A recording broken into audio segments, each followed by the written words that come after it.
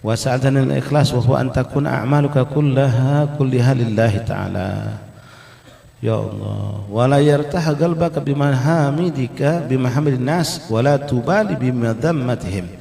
Kau tidak peduli dengan cacian mereka dan kau juga tidak tertipu dengan pujian-pujian mereka. La ilaha illallah. Wa'lam anna riya yatawallad min ta'zimil khalaq. Nasallallahu alaihi wasallam. Hati-hati. Riya itu terlahirkan dari pujian-pujian manusia, senang dipuji. Hanya kita berbuat, tujuan kita akhirnya kepada manusia. Na'udzubillah. Kalau ada manusia kita rajin belajar rapi, ibadah rapi. Tapi kalau kata yang nyengok, kita biasa-biasa baik. Ini yang kadang-kadang menafikan pada diri kita, ikhwan. Ya, ketika kita duduk di majelis, di masjid, di musholla, masya Allah, walaupun kita tidak sengajakan itu, cuma kita perlu koreksi diri kita. Ketika kita di masjid, di musholla, sholat, habis sholat isya, kita sholat ba'diyah, sempurna sholat kita. Tapi ketika kita di rumah, mulai dari pakaian, dari gerak-gerik kita, tidaklah sempurna. Nah, di sini ada unsur kemunafikan. Perlu kita tanya juga, jadi aku sholat tadi untuk siapa? Ya. La ilaha illallah Muhammad Rasulullah sallallahu alaihi wasallam. Wa'lam anna riya yatawallad, sesungguhnya itu terlahirkan dari ta'zimul khalq, karena senang.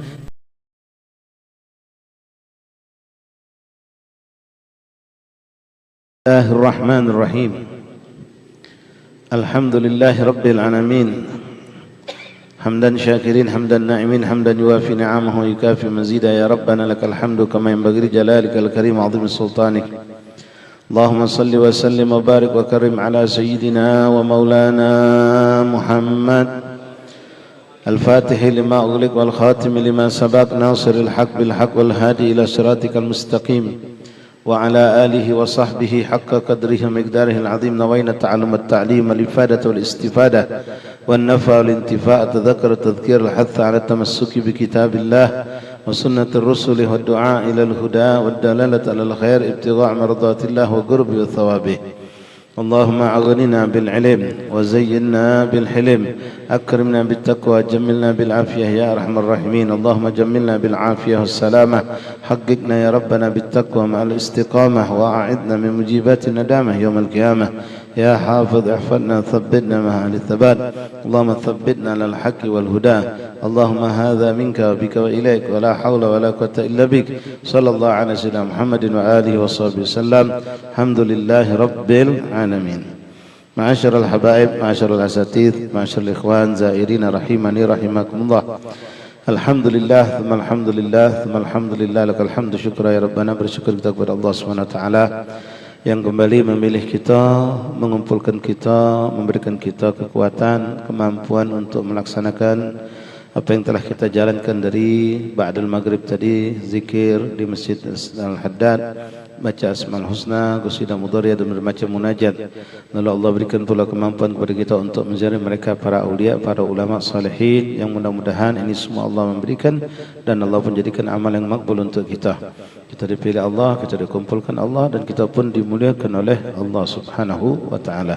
Alhamdulillah, alhamdulillah, Allah mantapkan kita dengan kegiatan bulanan kita untuk kembali berkumpul mengunjungi ziarah para aulia, lalu kumpul di Maqam Al-Habib Ahmad bin Hasan Al-Habsyi, dan juga ada makam-makam para aulia yang lainnya. Mudah-mudahan kehadiran kita memang kehadiran yang dikehendaki dan dirindukan oleh mereka para aulia salihin, sebagaimana itu yang kita pun rasakan ketika kita berziarah kepada guru-guru kita, para orang-orang saleh yang masih hidup. Mereka terkadang memang menanti orang-orang yang mereka cintai untuk datang kepada mereka. Mudah-mudahan ikhwat kita termasuk yang dicintai, yang dirindukan, yang memang kita diterima oleh mereka para aulia, para salihin. Wa ma lana illa husnudzan billah. Taisirul umur alamatul qubur. Hakadha yaqulus salam. Kalau urusan kita dimudahkan Allah, mudah-mudahan itu tanda kita diterima oleh Allah Subhanahu wa taala. Alhamdulillah, setiap kita ziarah kita pun merasakan tidak banyak rintangan, dimudahkan Allah. Kita pun dapatkan kenikmatan duduk pada malam hari ini. Alhamdulillah, hadir orang-orang tua kita, guru kita Habib Muhsin, dan banyak lagi hadir pada malam hari ini di magam mereka para aulia Allah Subhanahu wa taala. Dan kita pun yakin insyaallah mereka walaupun kita dengan penuh kekurangan, mereka pun para aulia ini tahu dengan persis tentang kehadiran kita di tempat ini, dan mereka pun insya Allah sebagaimana para aulia, para salihin, kalau dong datang ziarah kepada mereka didoakan. Mudah-mudahan kita juga mendapatkan pandangan asa nuhza, asa nu'ta, mazayamin, asa nazrah, asa rahmat, taghsyana. Mudah-mudahan apa yang Allah berikan pada aulia salihin kita pun dipercikkan, diberikan Allah Subhanahu wa taala, dan mudah-mudahan kita pun mendapatkan syafaat dari mereka para salihin, para aulia yang tadi kita ziarahi, termasuk yang saat ini kita duduk di makamnya. Amin ya rabbal alamin. Ma'asyiral ahbab rahimakumullah, mengambil keberkahan dari majlis kita di Magam Ahmad bin Hasan ini sebagaimana rutin kita membaca sedikit keberkahan daripada kitab Ayyuhal Walad yang disusun di karangan Imam Hujjatul Islam Abu Hamid Muhammad bin Muhammad Al-Ghazali At-Tusi rahimahullah ta'ala. Judul kitab ini Ayyuhal Walad, wahai anakku. Tapi isinya kita masih sangat jauh untuk bisa menerapkan, tapi insyaAllah niat tabarruk, niat ngambil berkah. Judulnya tu sangatlah ringan, Ayyuhal Walad, tapi isinya berat. Ya, wong yang sudah jadi bapaknya walad pun sulit untuk menjalankannya, mengamalkannya. Tapi insyaAllah tak mampu 100%, separuh daripada 150%, tak mampu 50%, 10%, tak mampu juga adalah. Mudah-mudahan yang kita bisa lakukan walaupun sedikit dari apa yang dituangkan oleh Imam Ghazali dalam kitab ini. Kita sampai di halaman 15, ikhwan rahimakumullah. Dan ini pun pembahasan sangat sulit sebetulnya, kami cuma mencoba untuk membacakan dan mungkin ya sedikit ada penjelasan ataupun mungkin cerita-cerita yang bisa bermanfaat untuk kita insya-Allah taala. Kemarin terakhir kita baca di halaman 15 bagian bawah, wa sa'altani anit tawakkul. Lalu Imam Ghazali berkata kepada sang murid, wa sa'altani anit tawakkul wa huwa an tastahkima i'tiqadak billahi ta'ala fima wa'ad. yakni ta'taqidu anna ma qaddara laka sayasil ilaik la mahalah wa inna ijtahada kullu man fil alam ala sarfihi anka wa ma lam yaktub annahu laka lan yasil ilaik wa in sa'adaka jami'al alam. Ma'asyal ahbab rahimakumullah, Imam Ghazali menjelaskan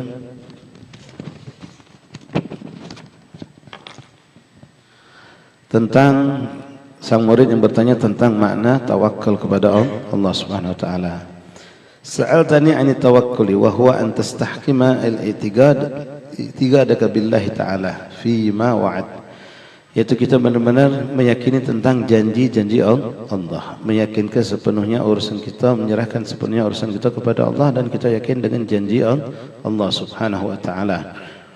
Yakni ta'taqidu anna ma qaddara laka sayasil ilaik. Itu orang benar-benar berlepas sepenuhnya kepada Allah, yang mana dia meyakini apapun yang bakal diberikan Allah itu pasti datang, baik itu suatu kebaikan ataupun suatu yang sifatnya buruk. Wa'iyadhu billah. Alladhi qusim lak hasilin ladaik, alladhi ligairik la ya'ti ilaik. Nah, ini harus kita tanamkan pada diri kita, ikhwan. Kalau orang tahu tentang kaidah seperti ini, dia tidak akan berambisi. Dia tidak akan mengejar sesuatu dengan hawa nafsu. Dia tahu sehebat apa dia akan berusaha, yang bakal dapat tetap dengan apa yang sudah ditentukan Allah. Dan dia meyakini walaupun seandainya seperti dikatakan Imam Ghazali di sini, kita yakin dengan janji Allah, kita yakin tawakal seurusan kita kepada Allah, kalau memang bagian kita pasti datang. Walaupun kata Imam Ghazali di sini, ini sesuai dengan seluruh manusia, seluruh alam ini bersatu padu untuk menghalangi kita mendapat apa yang dibagikan Allah untuk kita, tidak bakalan mampu. Sebagaimana Rasulullah SAW pernah bersabda dalam sebuah hadisnya, "Law ijtama'al ins wal jins liyanfa'uka bisyai'in lam kabisyai'in illa ma kataballahu lak. Wa in ijtama'u al ins wal jins yadurruka bisyai'in lam yadurruka illa wallahu 'alaik." Nah, ini yang perlu kita tanamkan pada diri kita, ikhwan, sehingga kita tidak akan ada belajar sedikit-sedikit. Memang ini puncaknya pada mereka para aulia Allah. Ketika mereka sudah yakin dengan apa yang dikatakan Rasulullah ini, seandainya berkumpul jin dan manusia seluruhnya untuk memberikan suatu manfaat, suatu kebaikan, misalnya kita sakit, kumpul ke seluruh dokter sedunia untuk nyembuh, mereka tidak akan pernah mampu, kecuali kalau memang sudah dikehendaki Allah. Mendatangkan kebaikan, mendatangkan apapun, termasuklah mendatangkan sesuatu yang buruk. Allah tidak menghendaki maka tidak akan pernah terjadi. Kalaupun mereka kumpul satu padu jin dan manusia untuk mencelakakan engkau, mendatangkan suatu keburukan pada dirimu, tidak akan pernah mereka mampu kecuali kalau sudah itu ketentuan Allah. Nah, inilah mereka magam para awliya Allah, la khaufun alaihim wa lahum yahzanun. Kalau kita ni baru diagak dikit, baru diagak dikit dengan ancaman, bahkan suatu yang kadang-kadang jauh dari kita, tapi ketakutan kita terlalu tinggi sampai kita kebingungan, padahal itu belum tentu terjadi. Dan ini pun ikhwan selalu kami sampaikan untuk diri kami dan kita semua, kita selalu ikrarkan sebetulnya setiap habis salat Allah mendidik kita lewat baginda Rasulullah. Ucapan yang selalu kita ikrarkan, Allahumma la mani'a lima a'taita wa la mu'tiya lima mana'ta wa la radda lima qadaita wa la yanfa'u jad minkal jad. Ini kurang lebih maknanya sama. Allahumma la mani'ah lima tidak ada yang mampu mencegah apa yang akan Allah berikan sama kita, baik itu satu kebaikan ataupun satu keburukan. Sama seperti yang dikatakan Rasulullah tadi, sama seperti yang diungkapkan oleh Imam Ghazali dalam kitab ini. Walaupun mereka bersatu padu untuk mendatangkan suatu kebaikan, tidak bakal mereka mampu menyampaikan kebaikan itu kecuali kalau sudah ditentukan Allah. Sebaliknya kebaikan itu dihalang-halangi oleh mereka, tidak akan mereka mampu menghalangi. Kalau sudah bagian kita pastinya nyampe. Sebagaimana Imam Haddad tadi mengatakan, alladhi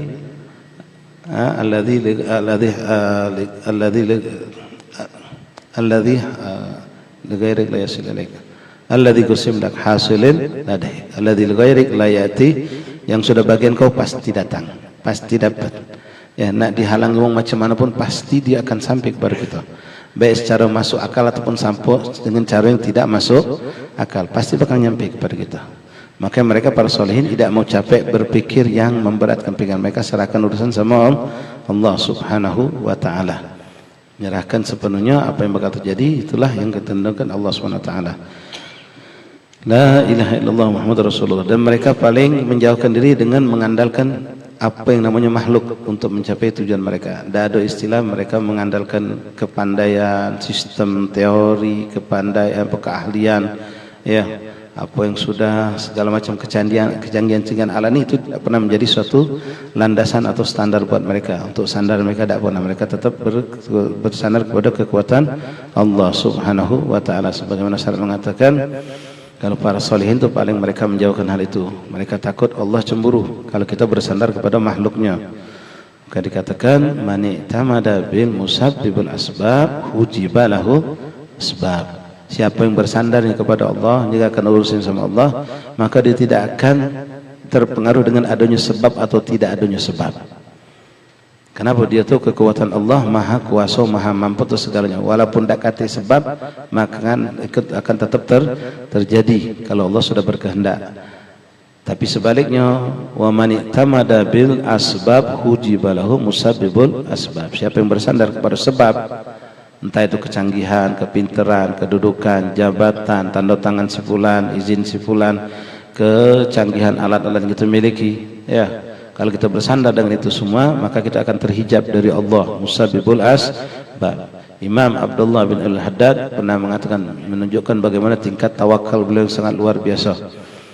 Ketika beliau pernah mengatakan, seandainya diteriakkan suara mengatakan bahwasannya seluruh kebutuhan rizki, kebutuhan makan minum ahli tarim, ya, itu akan dilimpahkan kepada Abdullah bin Alwi Al-Haddad, tapi tidak akan pernah diteteskan satu tetes air dari langit dan tidak akan pernah ditumbuhkan satu tumbuhan dari bumi. Langit tak nurun ke banyu, bumi tak numbuhkan tanaman. Lalu rizki manusia, binatang, semua makhluk Allah di muka bumi diserahkan kepada Abdullah Al-Haddad. Apa kata beliau? Aku tidak bingung, aku tidak akan pernah apa. Kalau kita kan sebab, kalau katik banyu turun dari langit, tumbuhan tidak katik tumbuh dari mana. Tapi Allah Al-Haddad mengatakan, aku yakin karena Allah sudah menjamin. Wa ma min dabatin fil ardi illa 'ala Allah rizqaha. Nak ada banyu netes, nak ada katik tumbuhan tumbuh, aku tidak pening. Kenapa? Allah sudah memastikan akan ada itu. Ya, jadi dari mana datangnya terserah Allah.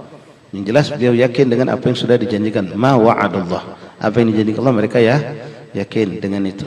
Nah, kalau kita kan selalu berpikir dengan sebab. Kalau logika kita, hitungan kita, kalau banyu tidak katik netes dari langit, tumbuhan tidak ada yang tumbuh dari bumi ini, maka dari mana kita nak makan? Ya, itulah kedangkalan kita, pikiran kita, dan lupa dengan kekuatan Allah Subhanahu wa ta'ala. Wa ma lam yaktub annahu laka lan yasil ilaik, apa yang bukan bagian kau tak bakal nyampe ke kau, baik itu kebaikan ataupun keburukan. Sebagaimana dikatakan juga kata Imam Abdul Haddad, beliau pernah mengatakan kullu umur ta'ti bi awqatiha la bi asbabiha.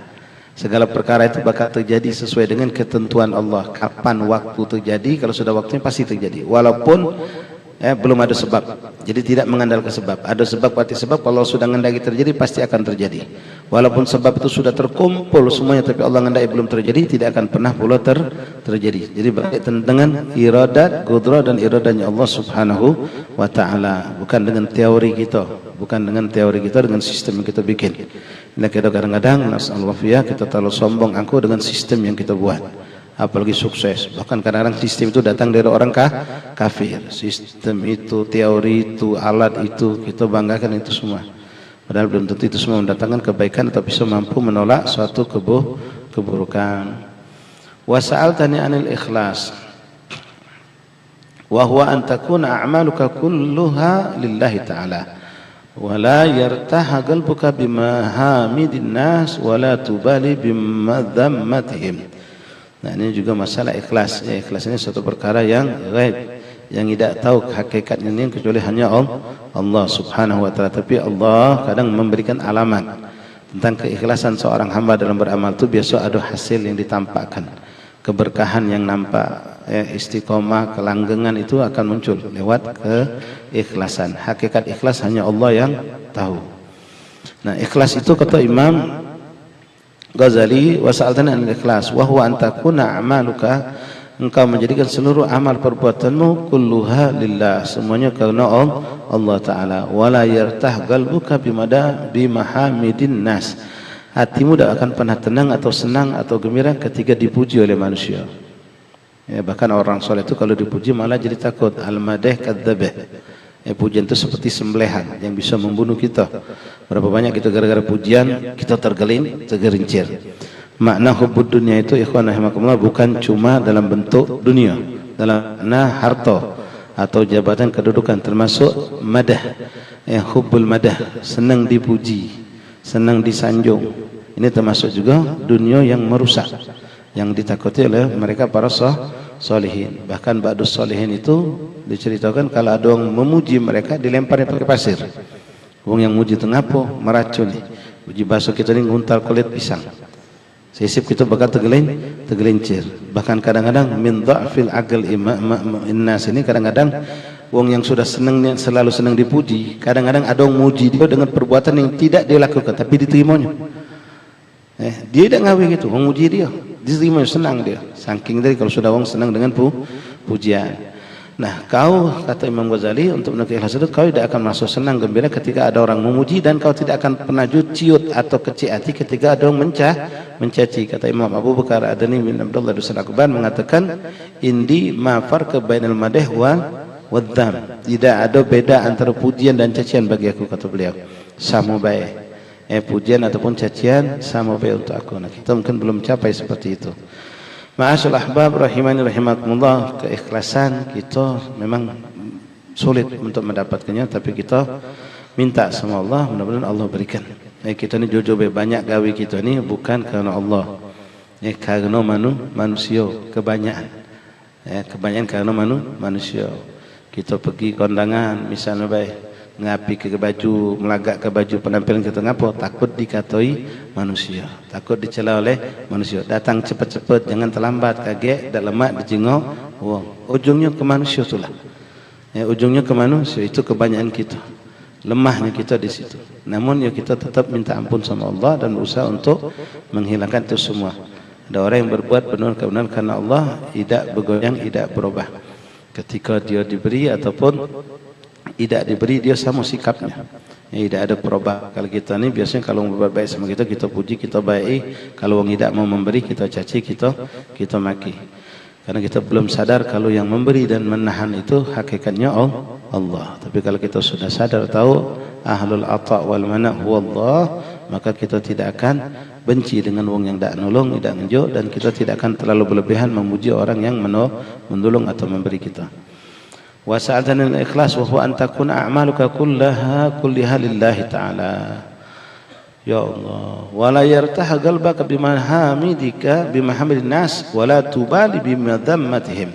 Kau tidak peduli dengan cacian mereka dan kau juga tidak tertipu dengan pujian-pujian mereka. La ilaha illallah. Wa'lam anna riya yatawallad min ta'dhimil khalaq. Nasallallahu alaihi wasallam. Hati-hati. Riya itu terlahirkan dari pujian-pujian manusia, senang dipuji. Akhirnya kita berbuat, tujuan kita akhirnya kepada manusia. Na'udzubillah. Kalau ada manusia kita rajin belajar rapi, ibadah rapi. Tapi kalau kata yang nyengok, kita biasa-biasa baik. Ini yang kadang-kadang menafikan pada diri kita, ikhwan. Ya, ketika kita duduk di majelis, di masjid, di musholla, masya Allah, walaupun kita tidak sengajakan itu, cuma kita perlu koreksi diri kita. Ketika kita di masjid, di musholla, sholat, habis sholat isya, kita sholat ba'diyah, sempurna sholat kita. Tapi ketika kita di rumah, mulai dari pakaian, dari gerak-gerik kita, tidaklah sempurna. Nah, di sini ada unsur kemunafikan. Perlu kita tanya juga, jadi aku sholat tadi untuk siapa? Ya. La ilaha illallah Muhammadur Rasulullah sallallahu alaihi wasallam. Wa'lam anna riya yatawallad, sesungguhnya itu terlahirkan dari ta'zimul khalq, karena senang dipuji, dihormati, dimuliakan. Akhirnya muncullah sifat riya. Akhirnya kita selalu berbuat karena manusia. Karena wong sudah na'udzubillah hubbul madah hubbul jah, ya seperti itu. Ya, dipuji senang, kalau wong dak katek muji dia unyam. Ya.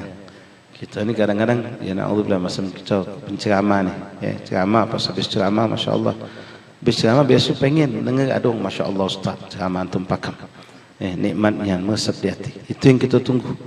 Ketika kita turun dari mimbar duduk manis katik yang ngomong apa wala A wala B, rasa kosong hati. Ya kalau adung sedikit, oh Ustaz panjangnya ceramah tuh, lesu langsung kita. Baru ngomong panjangnya ceramah tuh, lesu kita langsung. Ya, belum mencaci dengan segala kesalahan keburukan tidak, tapi karena kita berharap ada orang yang muji kita. Itu tadi hubbul madah. Ya kalau ada ngomong masya Allah Ustaz, mantap nih ceramah gini, nikmat didengar, meresap di hati, wah senang gitu. Ya, kalau orang yang itu boleh saja, ya memuji itu hak, kalau pada posisi yang tepat silahkan muji orang itu. Tapi kita juga orang yang kita puji ini juga ya kawan. Kalau kita puji misalnya macam misal kita yang masih baru tampil ceramah, baru jadi wong, jadi ustaz, kita puji budak ini bakal nyempak, tak boleh kita puji. Termasuk itu afatul lisan madah. Termasuk salah satu kecelakaan lidah manusia itu memuji yang tak pada tempatnya. Kita tahu wong ini kalau kita puji bakal nyempak, haram hukumnya kita puji dia. Tugas kita doa ke biar dia istiqomah, biar dia tambah kebaikan. Tapi kalau kita lihat dengan dipuji ini orang akan lebih semangat dalam kebaikan, boleh kita puji. Ketika kita lihat orang ini akan selamat dari yang memuji itu suatu gambaran bentuk syukur. Ya, kita kan masya Allah nikmat keamantum hari ini meresap ya, dan manfaat. Ya. Boleh ngomong seperti itu, tapi kita lihat orang yang kita puji ini bakal nyampak apa tidak. Kalau tidak, ya khair itu boleh kita puji seperti itu. Kemudian kita yang punya badan ya harus selalu mengingat kepada diri kita, hadza min fadli rabbi, ini ju'an Allah. Anak baca ceramah bagus, baca ini baca itu karena Allah Subhanahu wa taala. Ma'asyiral ahbab rahimani rahimakumullah. Wa ilajuhu antarahum musakhirina tahtal qudrah tahsabuhum kal jamadat fi adamil qudrah isalur rahah wal masyaqqa litakhallusi min mura'atihim.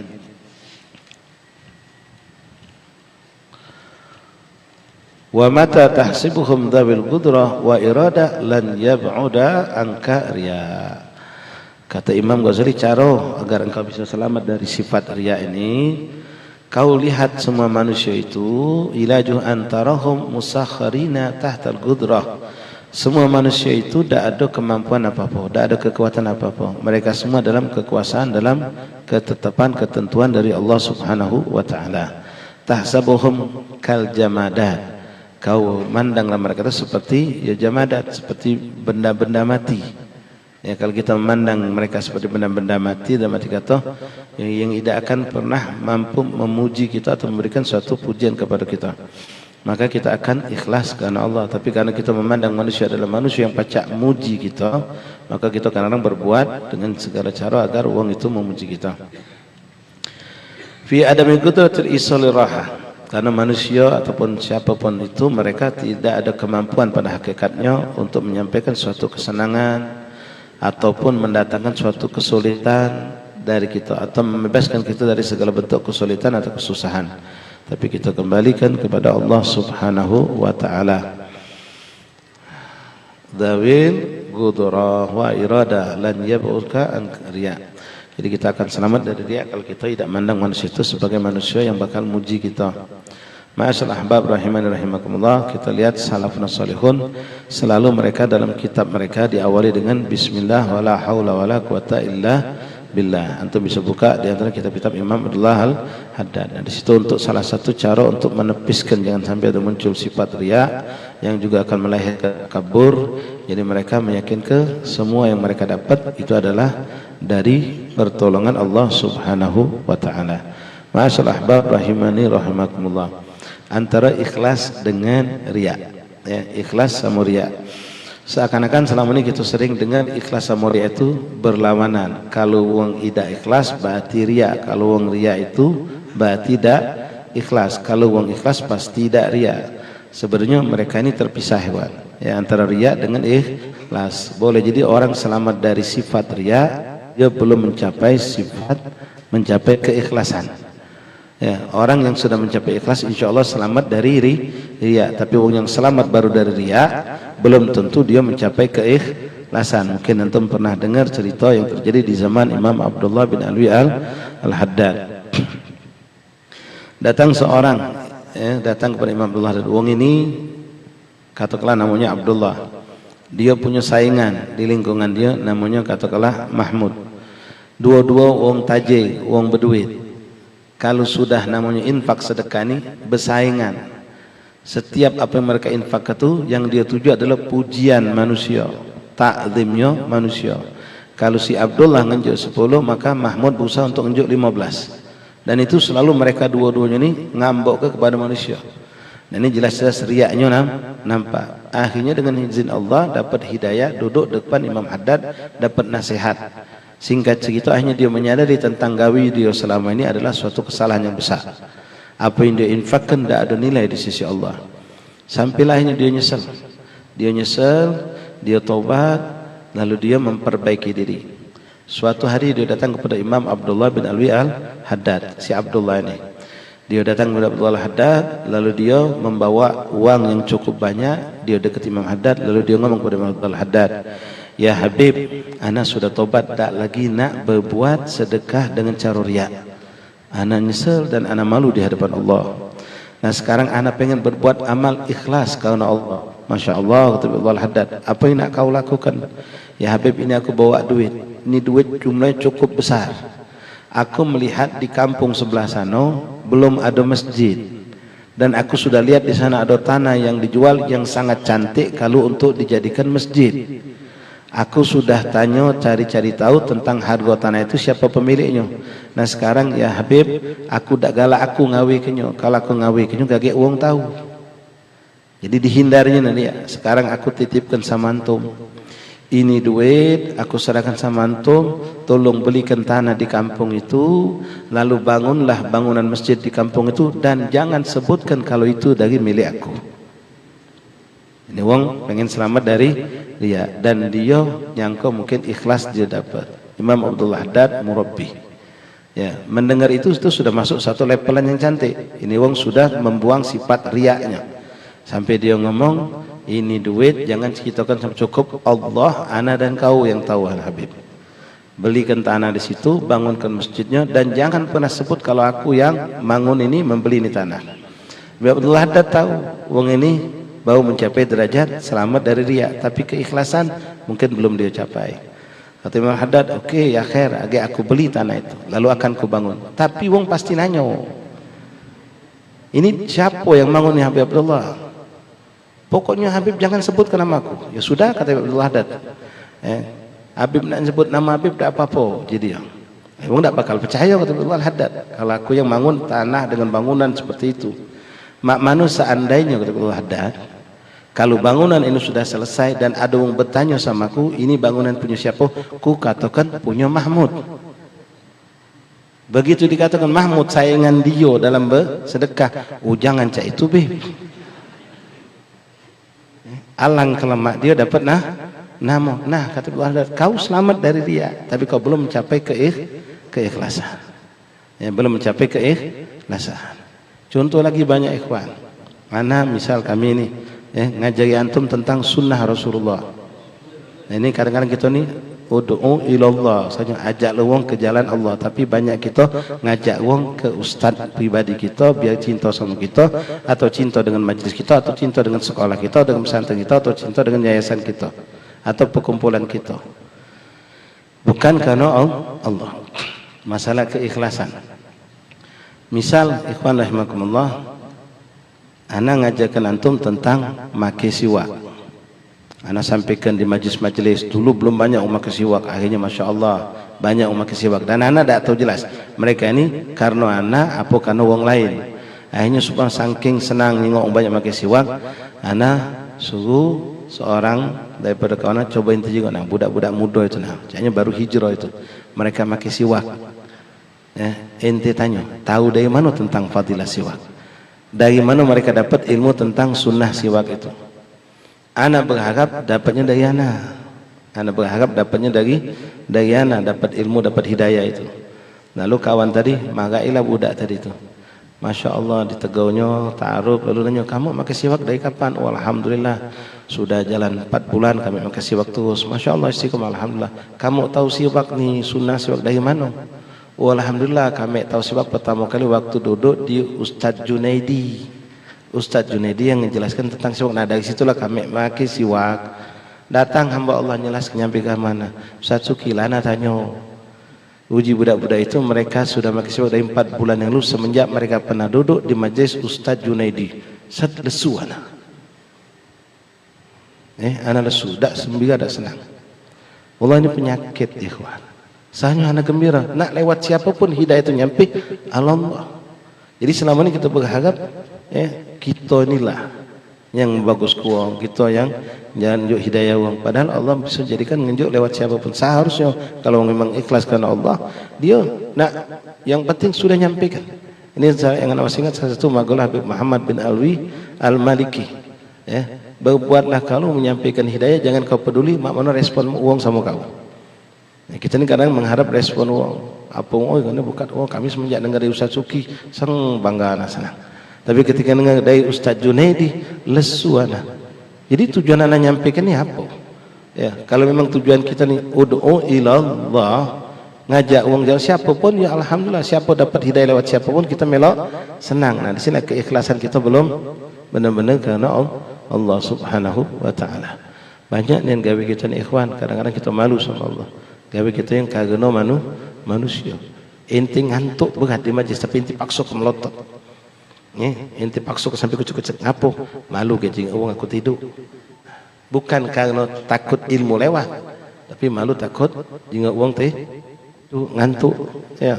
Banyak semua gawe kita ni karena manusia. Ya. Itu yang harus kita perbaiki, benar-benar belajar karena Allah. Setiap salat kita sudah ikrarkan innas salati wa nusuki wa mahyaya wa mamati lil alamin. Mudah-mudahan segala kekurangan amal kita Allah maafkan dan Allah tetap terima amal kita walaupun penuh dengan kekotoran. Mungkin banyak ada ikhlasnya, tapi Allah tetap menerima amal kita dengan niat yang kita lakukan, dan mudah-mudahan Allah jadikan kita hamba Allah yang mukhlisin, yang berbuat benar-benar karena Allah, ikhlas karena Allah Subhanahu wa taala.